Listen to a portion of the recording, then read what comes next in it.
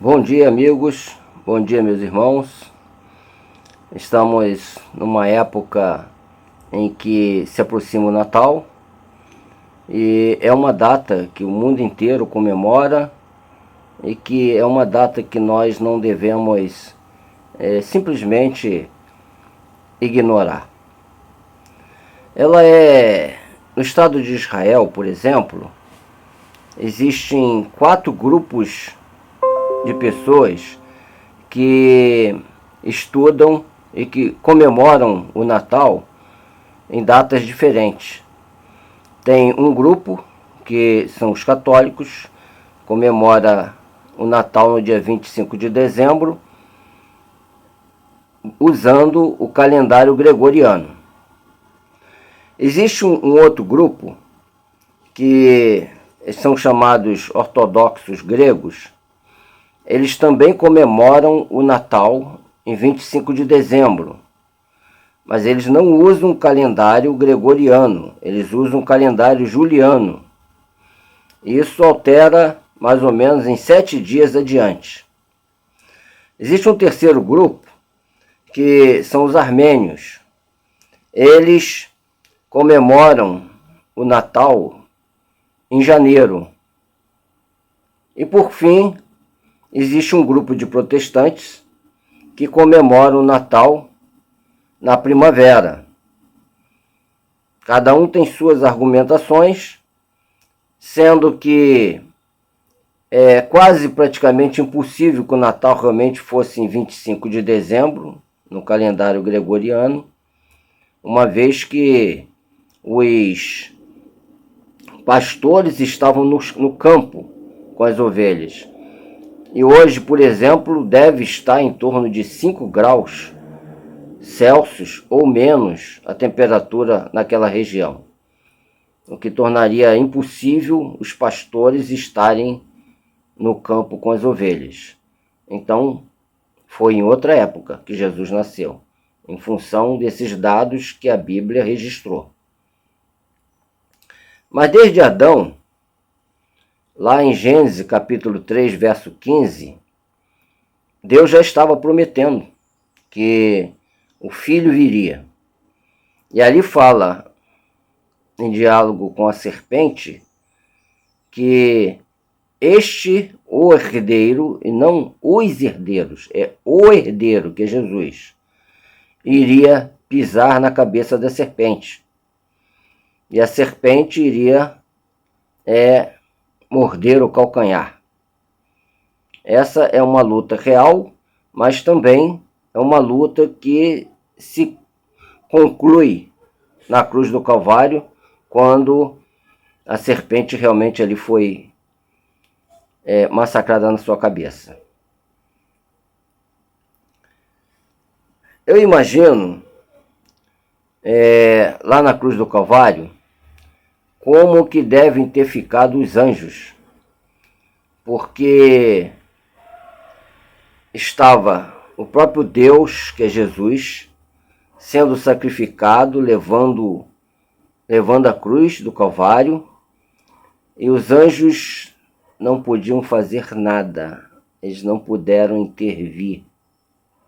E o próprio Jesus, em Mateus 26, 53, ele explica isso. Acaso pensas que não posso rogar a meu Pai, e ele me mandaria neste momento mais de 12 legiões de anjos? Mas não podia.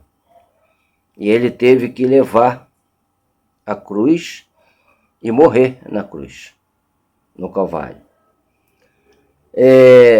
Essa injustiça e essa dificuldade que os anjos tinham para protegê-lo, também às vezes acontece com os servos de Deus. Dependendo das situações, às vezes os anjos também não podem proteger, principalmente quando se trata de uma situação originária de pecado. Mas nós temos a promessa de que, se nós pedirmos, Deus nos perdoa e Deus intervém. Isso é um fato. A gente vê, por exemplo, a situação de Jó. Jó sofreu, passou ali um sofrimento grande, mas No final teve vitória. Mas durante o período que ele estava sofrendo, foi permitido ao inimigo prová-lo. E Deus não interviu totalmente. Eu creio até que muita coisa houve intervenção de Deus para que não fosse pior do que foi. Mas o Jó é um exemplo para a gente hoje. Né? Por que falar de sacrifício? Por que falar de sofrimento? É que surge uma pergunta interessante, que lá em Lucas, capítulo 23, no verso 26, ali ele narra uma história muito interessante que às vezes a gente lê e não presta atenção. Jesus estava carregando a cruz em direção ao Calvário, mas ele já estava tão debilitado que os próprios romanos viram que ele não ia conseguir levar. E aí procuraram alguém que estivesse próximo ali, que fosse de fato uma pessoa forte, e encontraram Simão de Cirene, que é chamado Cirineu, e obrigaram ele então a carregar a cruz. E Simão carregou. Daquele pedaço ali até o Calvário, foi Simão que carregou. Mas ali acontecem duas coisas interessantes. Primeiro, o fato de Simão carregar, surge uma dúvida. Porventura, Simão participou da salvação humana? E a gente sabe que não, né? E por que não? Vamos voltar um pouquinho lá na época do sacrifício dos cordeirinhos.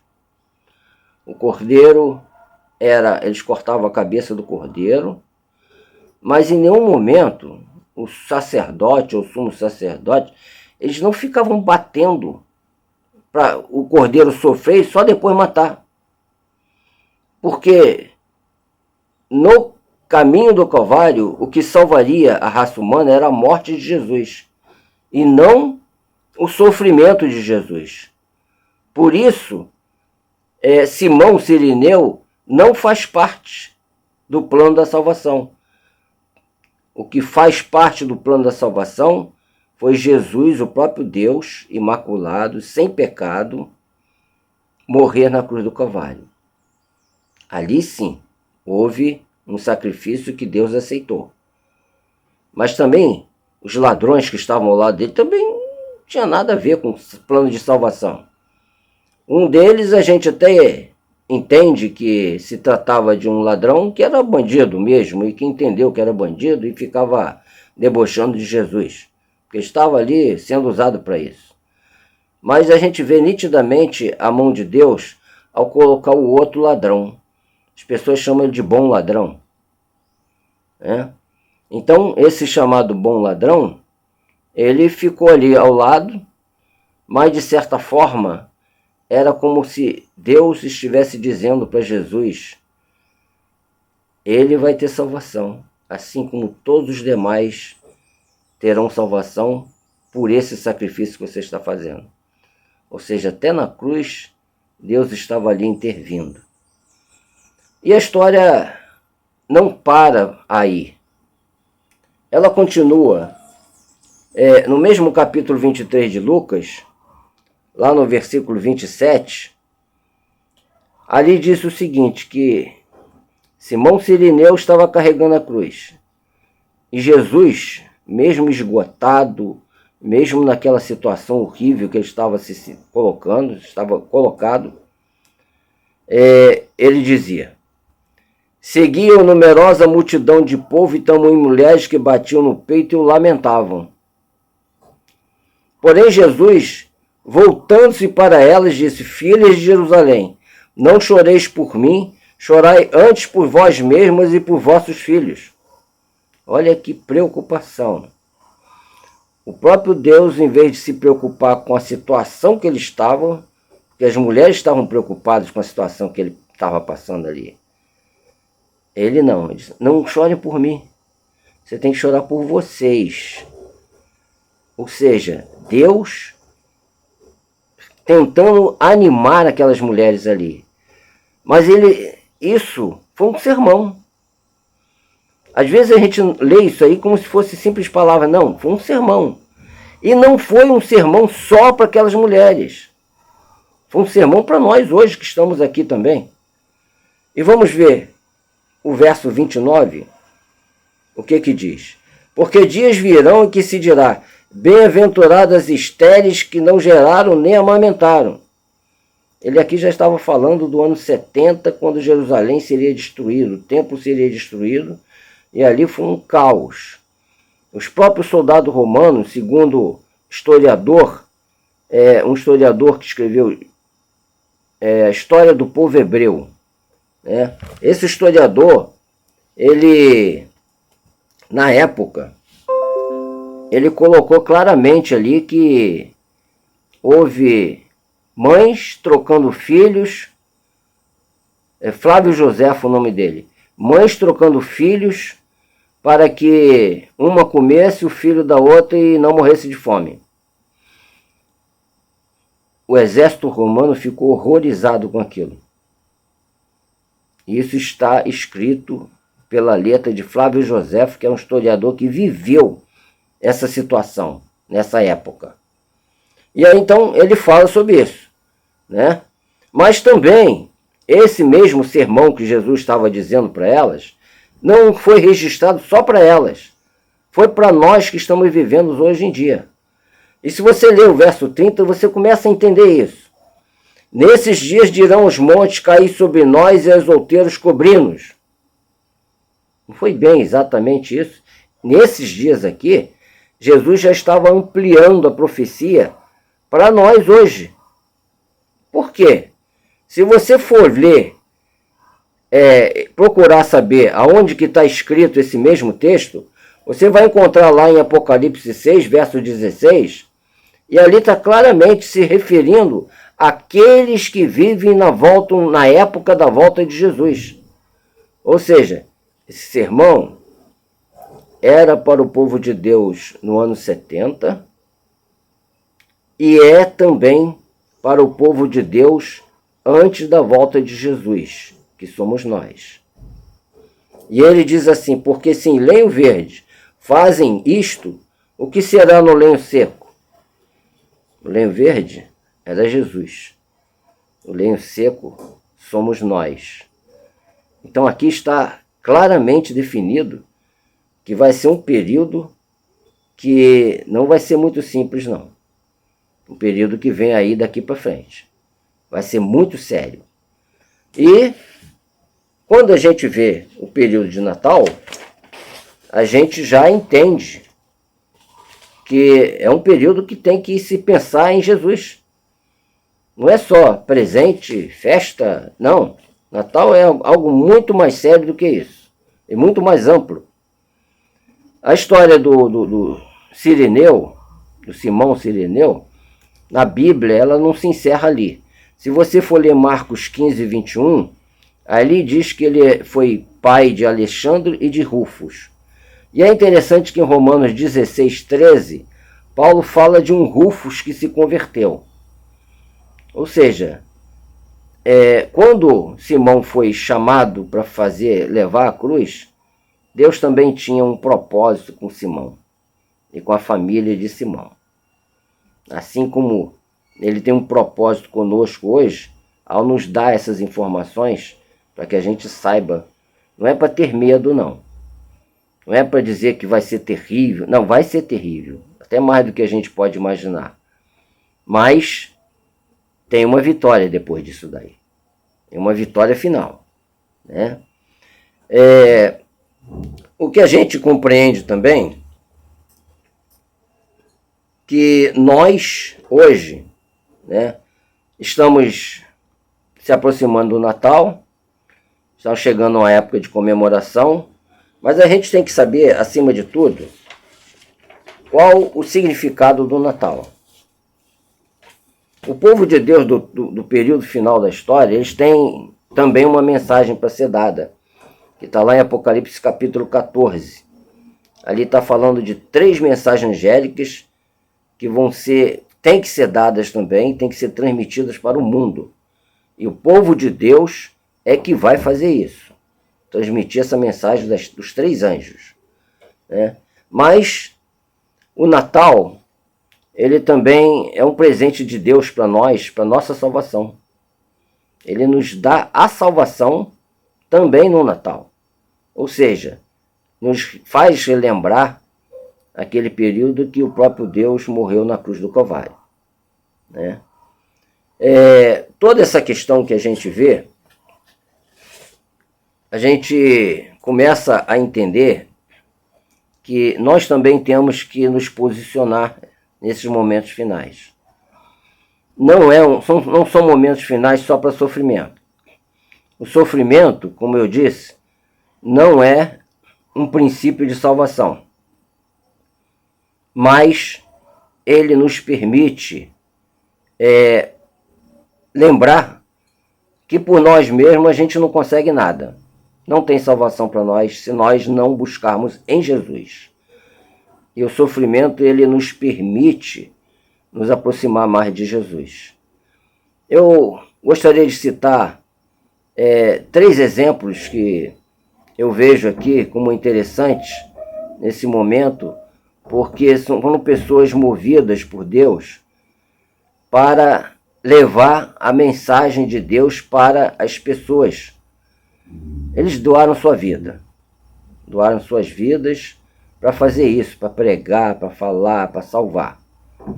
E passaram a sua existência basicamente dessa forma. Eu posso citar aqui basicamente 3 nomes. Primeiro eu vou citar o nome do Ciro Raton. É um nome diferente, mas era uma pessoa, eu conheci pessoalmente, uma pessoa que só vivia para pregar.